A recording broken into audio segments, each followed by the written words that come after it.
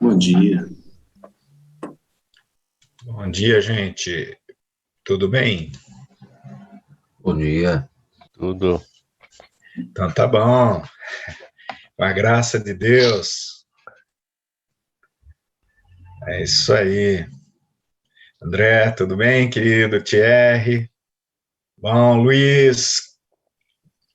Bom dia, Senhor professor. José Carlos, Bom dia. tudo bem? Bom dia, tudo bom? Como vai a nossa Pirassununga? Outro dia estive lá. Conduzindo a produção tá a todo vapor, não parou não. Covid aqui não fez efeito nenhum. Pelo contrário, né? Eu acho que a 51 deve estar Tá, vendendo bem tá, mais. tá vendendo mais. Eu Na falta. tem um presbítero da igreja que trabalha na 51 aí. Ah, Ele disse que nunca vendeu tanto. não parou não.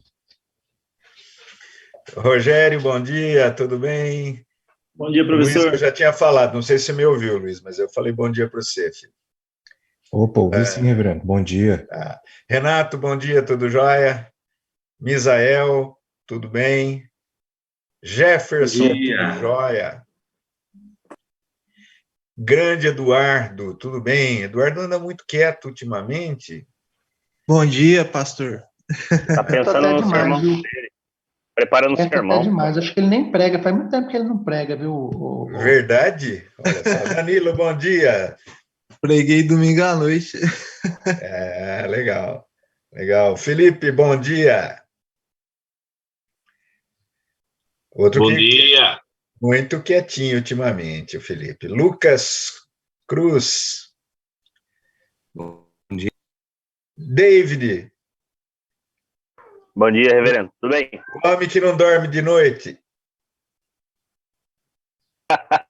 Nem de noite, nem de dia.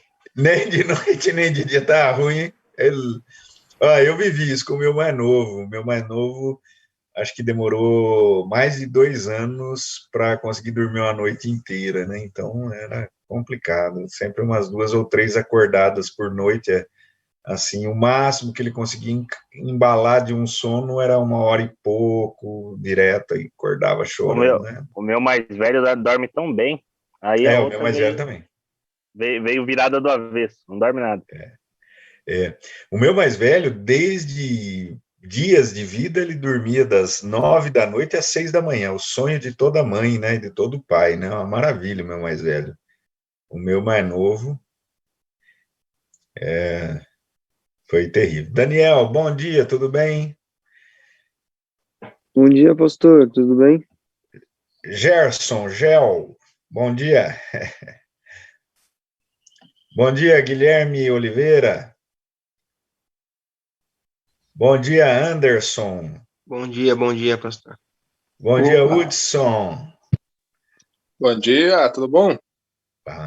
Bom dia, Jader, tudo jóia? Bom dia. Bom dia, professor. E o senhor? Graças a Deus. Josemar, bom dia. Bom dia, professor, tudo bom? Então, tá bom, graças a Deus. O nosso ciclista. Escovou o dente já, Josmar? Ainda não. Tá certo. Eu já escovei. Miguel Alt, bom dia. Tomando café ainda. Tá certo. Lucas Temperley, bom dia. Bom dia. Pulei alguém, esqueci de alguém que está aqui. Se eu esqueci, me perdoe e me avise aí, tá bom? Mas muito bom, vamos dar uma olhadinha em Êxodo capítulo 3 e eu já vou responder suas dúvidas, tá bom?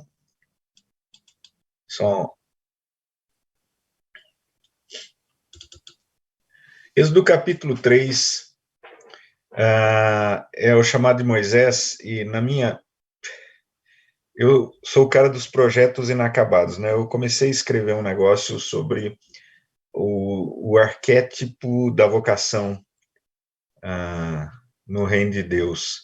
E eu creio que este é um dos arquétipos, dos paradigmas mais interessantes de vocação, que é bem repetido, né? Que é a vocação de Moisés, o chamado de Moisés, e ele é muito repetido, acontece até certo ponto com Isaías, mas em especial acontece muito com Jeremias e alguns outros profetas. Então, mas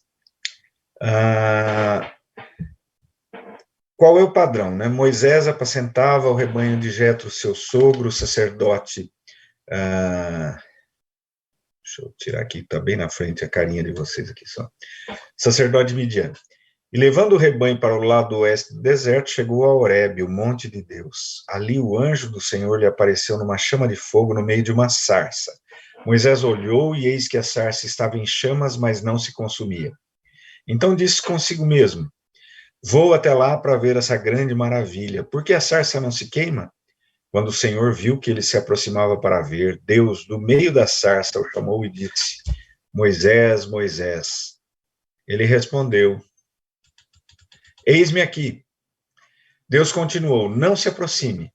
Tire as sandálias dos pés, porque o lugar em que você está é terra santa. Disse mais: eu sou o Deus de seu pai, o Deus de Abraão, o Deus de Isaque, o Deus de Jacó. Moisés escondeu o rosto porque teve medo de olhar para Deus. Então o Senhor continuou: certamente vi a aflição do meu povo que está no Egito, e ouvi o seu clamor por causa dos seus feitores.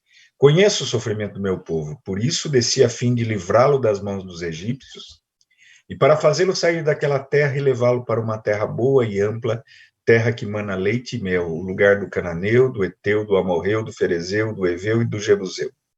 Pois o clamor dos filhos de Israel chegou até mim, e também vejo a opressão com que os egípcios os estão oprimindo. Agora venha, e eu o enviarei a Faraó para que você tire do Egito meu povo, os filhos de Israel. Então Moisés perguntou a Deus: quem sou eu para ir a Faraó e tirar do Egito os filhos de Israel? E vai continuar a história. Qual é esse padrão que nós vemos em Moisés e que se repete em várias outras vocações? É a ideia do chamado de Deus que tem como primeira resposta a inadequação humana.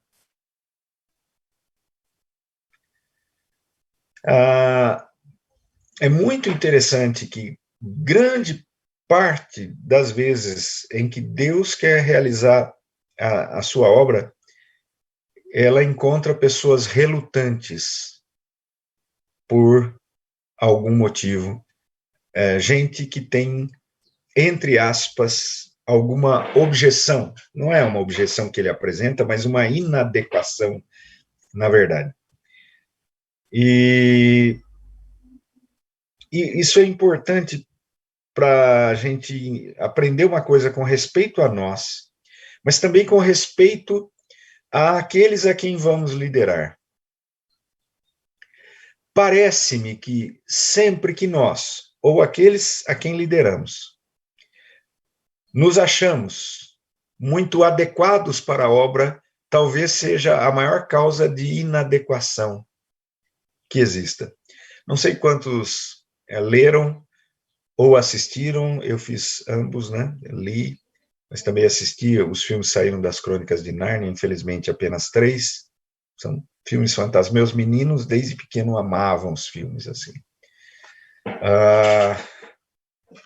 Mas, em um momento, Deus diz que Caspian vai, no final, acho que do filme 2, Caspian vai ser o rei, ele vai deixar Caspian como o rei, e Caspian diz que não, que ele é inadequado para aquilo, que ele não é, e aí Aslan responde para ele: é por isso que eu sei que você é adequado, por isso que eu sei que você vai ser um bom rei.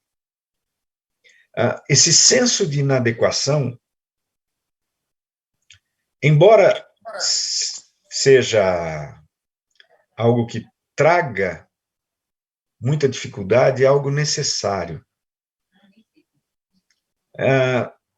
Todos nós, e aqueles a quem lideramos, que se acham adequados demais para a obra, vão ter dificuldades.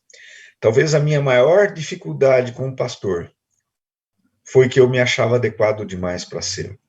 Deus precisou me moer bastante para que eu caísse na real e para que eu pudesse entender minha inadequação. Ninguém é adequado. Ninguém é bom. Ou, melhor, ninguém é bom o suficiente para fazer a obra do Senhor. Se alguém fosse bom o suficiente para fazer a obra do Senhor, a glória seria dele. Deus não divide sua glória com ninguém. A glória de Deus no ministério pastoral consiste justamente em pegar as coisas loucas desse mundo, as que não são, para fazer confrontar as que são, sabedoria desse mundo. Toda a nossa presunção de achar que somos bons, que temos predicados e qualidades para fazer a obra do Senhor, é algo que não deve ser louvado.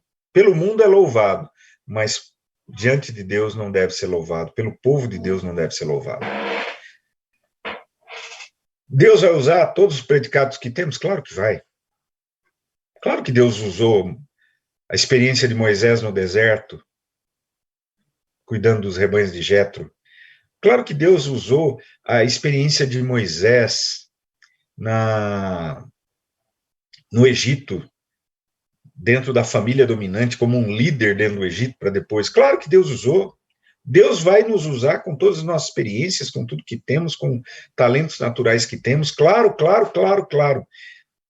Porém, a presunção de acharmos que, puxa, Senhor, agora sim, o Senhor escolheu o cara certo mesmo, é algo que não cabe.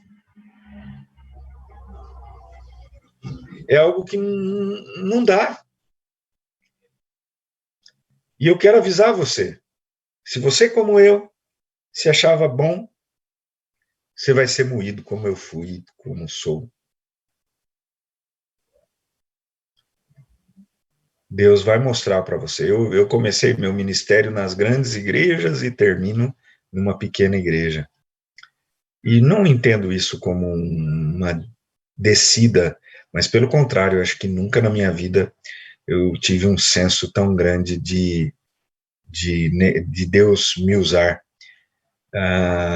muito mais do que quando eu estava nas grandes igrejas que já pastoreei. Deus mostrou para mim que minha sabedoria humana é nada, que todos os meus talentos e predicados, sejam musicais, sejam de inteligência, sejam de qualquer outra área, eles não foram a causa de eu ter sido escolhido, mas e muitas vezes me impediram de dar glória ao Senhor e de fazer um ministério que de fato glorificava o Senhor. Então, quero dizer para você, meu querido, que você, como eu, precisa entender que Deus nos escolheu apesar de nós e não por causa de nós.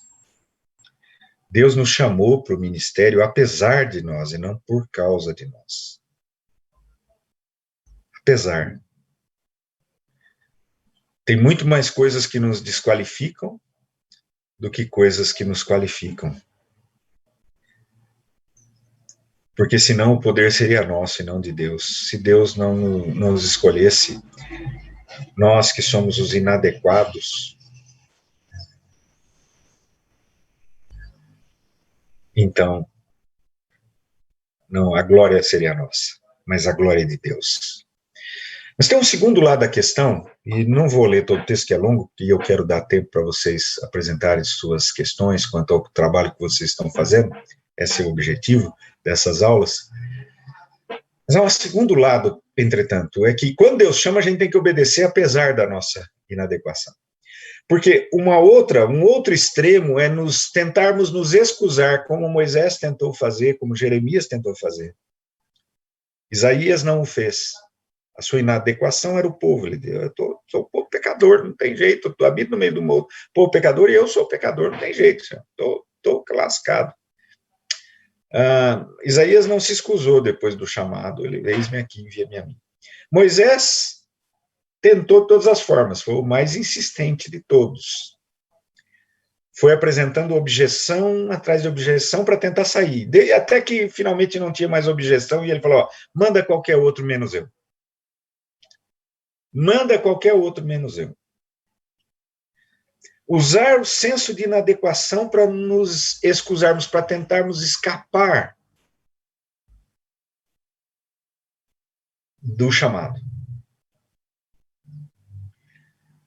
E isso acontece muitas vezes. Creio que não acontece conosco, estamos aqui, eu estou no ministério, vocês estão aí já no ministério em certo sentido também, e se preparando para abraçá-lo de forma mais integral. Porém, nós obedecemos. Apesar do nosso senso de inadequação, nós obedecemos. Mas a gente, e eu vejo isso em muitos liderados nossos, muita gente em nossas igrejas, que usa o seu senso de inadequação como uma desculpa. E aí, talvez esteja o erro maior de qualquer pessoa. Quando Deus chama para fazer qualquer serviço dentro do seu reino, e todo o povo de Deus tem o chamado de Deus para o serviço do reino, todo o povo, todo aquele que verdadeiramente é do Senhor tem o chamado. Não pode usar o senso de inadequação que é real, verdadeiro e bom, necessário, mas não pode usá-lo como uma desculpa para dizer, Senhor, não, eu não sei, eu não quero. Porque, na verdade, isso é apenas uma desculpa para a nossa necessidade de não nos envolvermos. A nossa necessidade de bem-estar, segurança e tranquilidade. Porque entrar no serviço do reino significa, muitas vezes, perder a segurança humana, só contar com a segurança divina. Muitas vezes significa, de fato, deixar bem-estar. Queridos, essa é uma questão importante. E quem sabe em algum momento vocês sejam tentados a abandonar o serviço do reino para servirem-se a si mesmos. E usarão, quem sabe, o seu senso de inadequação como desculpa.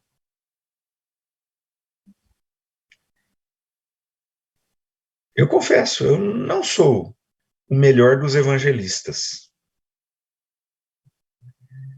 Mas não vou parar de pregar o evangelho até que esses meus lábios se fechem definitivamente pelo Senhor e para o Senhor. Vou pregar esse evangelho com todas as forças do meu ser. Não sou a pessoa mais adequada. Conheço gente muito melhor que eu. Muita gente muito melhor que eu.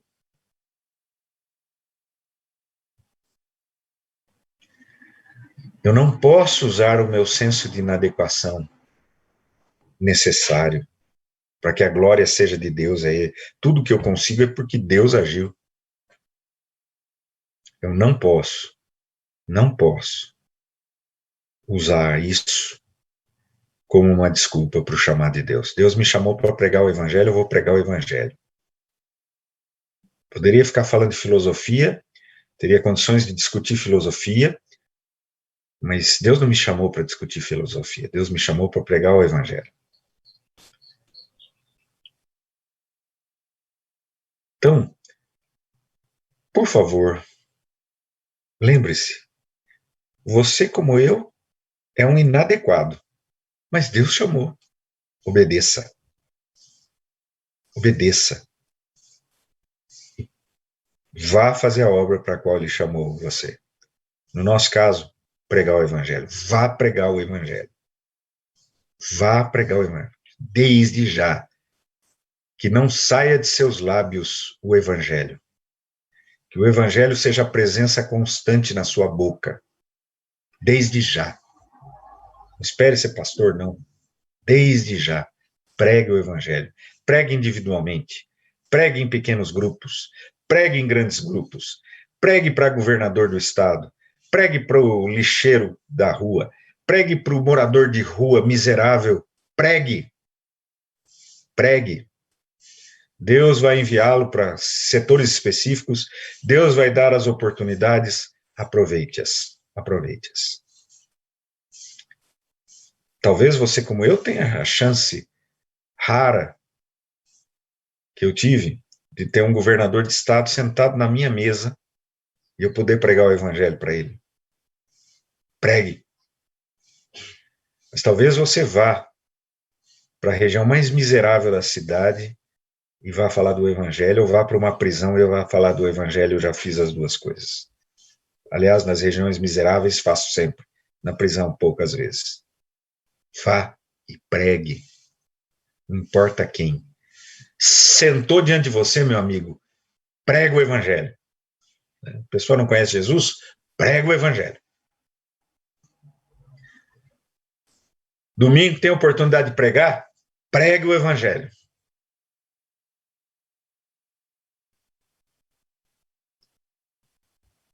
É convidado para falar algumas palavras em alguma solenidade? Pregue o evangelho.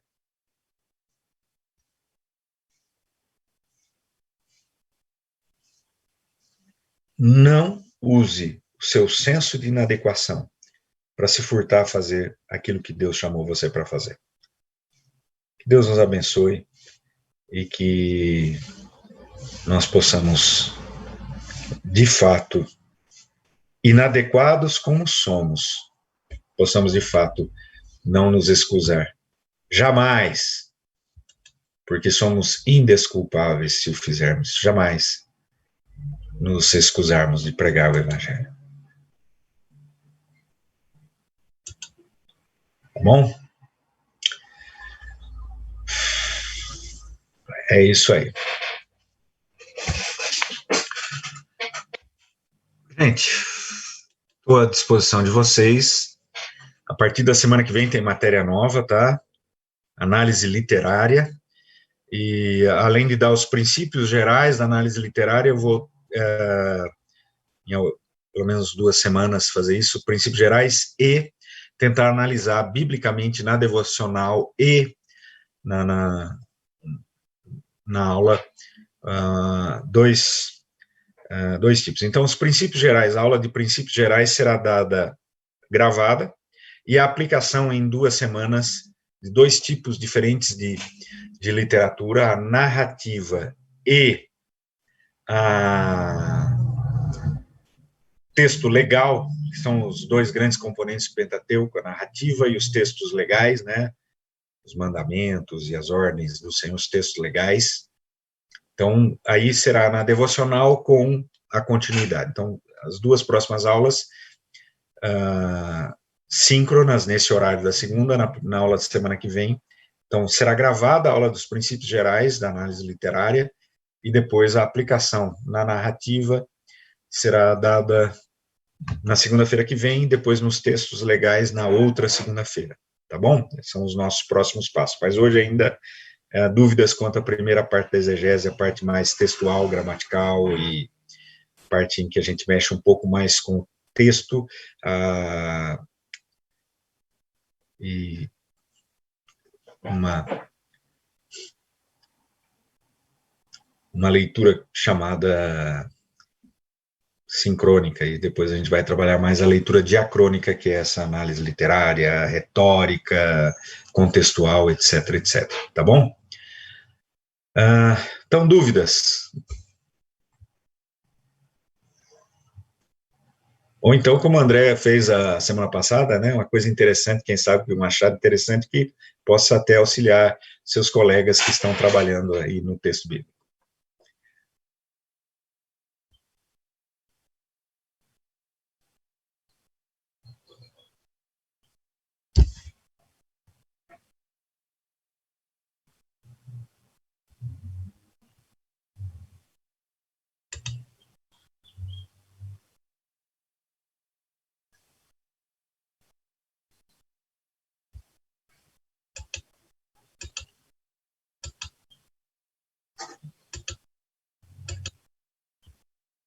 Tranquilo? Prontos, então? Para entregar semana que vem? Tranquilo? Sem dúvidas, sem dificuldades? Que bom. Que bênção, né? Ué, tô achando ótimo. Muito bom. Muito bom. Não, vocês têm gente muito capaz na classe de vocês, sem dúvida alguma. Muito capaz. Bom dia, professor. Bom dia, Nosso grupo aqui, eu, Abel, o Felipe e o Luiz, Uhum. e o Matheus Canezinho, nós temos reunido presencialmente e a nossa período, por enquanto, nenhuma dúvida, não. A gente tem pesquisado, tem debatido e a gente vai reunir agora só para fechar mesmo. Obrigado, professor. Que ANAP ótimo. do SPS. Rapaz, não, mas é gente capaz, vocês todos. Eduardo, você também tem capacidade, meu filho. Você pode também, não sei nem quais os demais do seu grupo, e imagino que outros e todos sejam capazes, mas legal. Eu tenho legal, o André no meu grupo, né? Então. Mas Não você me também. comprometa, rapaz.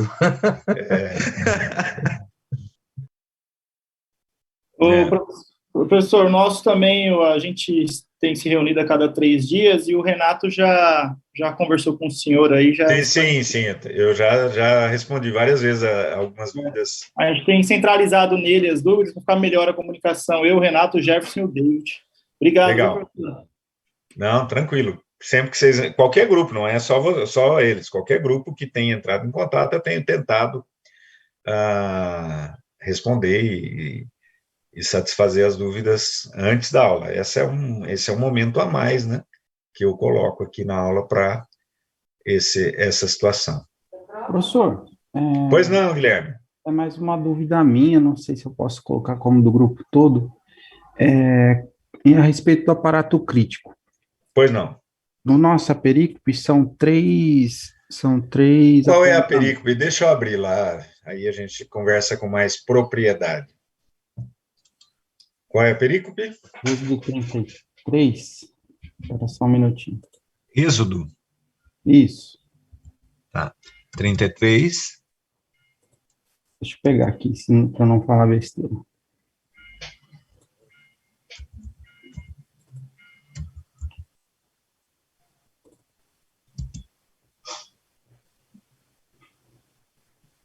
A minha dúvida surgiu porque o aparato ele vai fazer o que o UT, né, que está fazendo referência a um outro texto. Tá, vamos lá. Qual é o versículo que tem a variante? Vamos trabalhar juntos, ajuda o outro também com a leitura do aparato. É a do versículo 2? Não, é do 17 ao 23. Tá, vamos lá. 17. Desculpe, eu esqueço o texto de vocês, viu, gente? Me perdoem. Imagina se eu tiver que ficar recordando o texto de todo mundo. Então, vamos lá. Versículo 17? Isso. Tá. É a variante A única do versículo, tá? Então, vou abrir o aparato crítico aqui. Ele vai fazer aberto aqui embaixo. Ao 12A. Vamos lá. Parapantes. Então, ele está mandando você olhar a variante A do versículo 12, tá bom? Sim. Ok? Então, é isso. Ao invés de Bechem, né? Vamos ver o que tem lá na variante do 12A. Então, sempre que ele fizer isso, você tem que ir lá. Não há outra possibilidade de você agir. Vou ter que tirar a anotação, porque eu botei aqui para anotar. Vou ter que tirar só um segundo para eu conseguir rolar aqui. Infelizmente, acaba tendo algumas limitações, tá bom? Uhum. Então,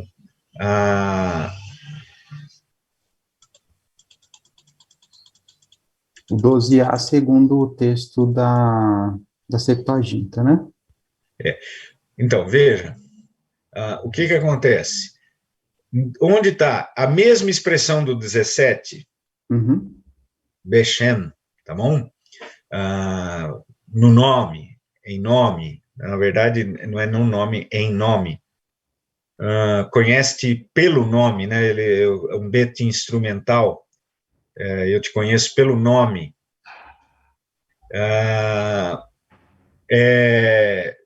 A Septuaginta traz a expressão parapantas, por tudo, eu te conheço por tudo, tá? Uma tradução bem, seria assim. Então, no 12A e no 17A, para não repetir a mesma questão, é igualzinho. A Septuaginta, ao invés de eu te conheço pelo nome, traz eu te conheço por tudo. Ok? Ok. Isso acontece, vai ser no 13A e também no 18A. Ó, Vai acontecer legal. o mesmo padrão. Sim. E aí eu vou vir com uma pergunta na sequência. O senhor pode falar, perdão. Não, no 13A acho que é outra variante, o tipo de variante, mas bom. É que ele vai fazer a mesma citação, 18. Tá, entendi. 13A. Isso, tá, entendi. Vamos ver agora do 18A. Então, a Septuaginta traz, conforme, quer dizer, 13 de A, mesma coisa. Aqui ele resolveu repetir, aqui ele só mandou você ver lá. No 17 ele só mandou você ver lá. Aqui ele resolveu repetir, talvez porque a variante seja maior, não sei. Ele resolveu repetir aí. Então, é isso, exatamente. Ao invés, igual o 13AA, ele está dizendo o que acontece aqui no 18AA. Tá. Então, ao invés dessa expressão aqui,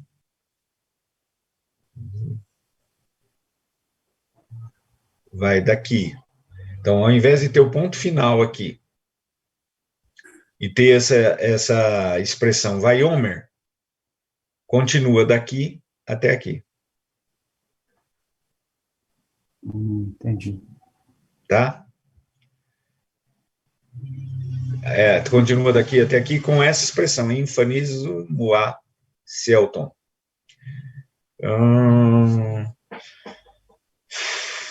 Meu grego é meio enferrujado, gente, mas eu acho que é alguma coisa de revelar-me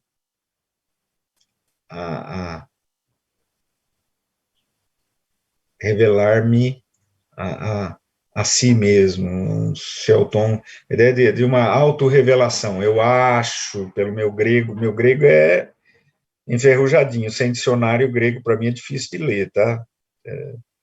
Meu grego eu acho que é isso, tá bom?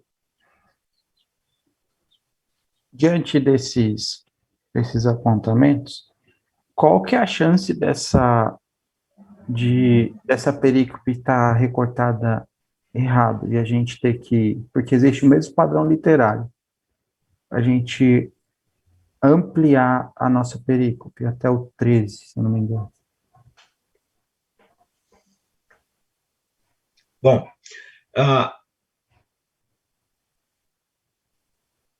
a questão toda é o que a gente... Faltam 5 minutos, tá? Eu vou tentar responder. Se houver mais dúvidas, a gente vai ter que partir para uma renovação do nosso link lá, tá? Deixa eu tentar responder em 5 minutos, Tiago. Existe a possibilidade? Sim, claro que existe. E é possível que a perícope seja maior e é possível que vocês estejam numa subperícope, que pode ser usada numa exegese, mas um parágrafo bem definido e bem marcado e bem dividido que permita que você faça exegese. Ok? Mas óbvio que o assunto e o bloco todo estão trabalhando um grande diálogo entre Moisés e o Senhor, né? Ok? Então, a chance de que ao pregar você tivesse que fazer muita menção e muita conexão com o que está antes é grande. Porém, eu creio que isso não determina que você seja obrigado a fazer uma exegese acadêmica. A maior parte dos presbitérios aceitam uma subperícope que esteja bem delimitada como razão para uma para uma exegese. Ok? Compreendi. Mas se você fosse pregar, ou pregar uma série de mensagens, ou então na pregação você teria que fazer menção muito constantemente ao contexto imediato anterior, pelo menos. Pelo menos. Na reunião do nosso grupo, a gente pensou em ampliar a nossa perícope para esses versículos assim. Aí a minha pergunta se dá por conta disso, que aí tem agora uma validação literária para essa expansão, mas vai dar mais trabalho, porque depois vai ter mais 4 ou 5 variantes em 3 versículos. Sim. Deixa eu ver as variantes como são, só para dar uma olhada. Não.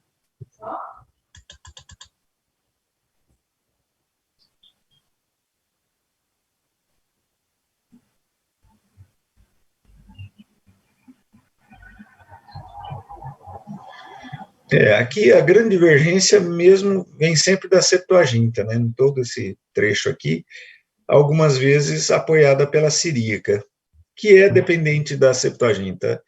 A Siríaca apoiar não é muito. A 13a um pouco mais forte, porque a Vulgata não é tão dependente da Septuaginta. Algumas vezes mas o Jerônimo muitas vezes é mais dependente do texto massorético, que na verdade não existia, né, o texto consolantal que ele consultou, do que da Septuaginta, mas às vezes ele depende até da Septuaginta, mas aqui ele apoia, então aí é um pouco mais forte o apoio do que a Siríaca. A Vulgata apoiar a Septuaginta dá um pouco mais de peso do que a Siríaca apoiar a Septuaginta, já que a Siríaca não apoiar que é a grande questão. Quando a Siríaca não apoia a Septuaginta, então realmente deve ter sido um erro da Septuaginta, porque a Siríaca, via de regra, apoia a Septuaginta. É normal. Deriva de, né? Deriva de. É derivada. A Siríaca não fez a tradução do hebraico, fez a tradução da Septuaginta para o siríaco. Então, é por isso que ela é muito assim, né? Mas, ok. É uma decisão de vocês, acho. É uma decisão de vocês. Eu vou ficar com a decisão anterior do nosso grupo mesmo. É a decisão de vocês, né? Que do 12 ao 16 são tantas críticas textuais. Sim. Mas agradeço, professor. Obrigado. Nada. O que vai acontecer é que agora, na segunda parte, você vai ter que, mais do que qualquer outro, vocês, né, o grupo de vocês, vai ter que prestar mais atenção na análise contextual e saber correlacionar melhor a perícope de vocês com o contexto imediato, em especial anterior. Ok? E vocês vão ter que gastar espaço e tal, e alinhavar bem, porque na pregação o contexto imediato anterior será fundamental. Ok. Tem uns meninos bons, o Anderson tá no meu grupo, então. Mas, de novo, é bom, até aí é bom um senso de inadequação, Guilherme, não se achar demais, mas não use isso como desculpa para não... Pode deixar. Para não também dar suas opiniões e contribuições, etc, tá? Não use, ele é que é bom, não. Deus concedeu bênção para todos vocês. Tá acabando, tá? Então vamos. Tá bom, obrigado, professor. Tem outra dúvida para a gente reabrir? No meu caso, só. Então, Deus abençoe, queridos.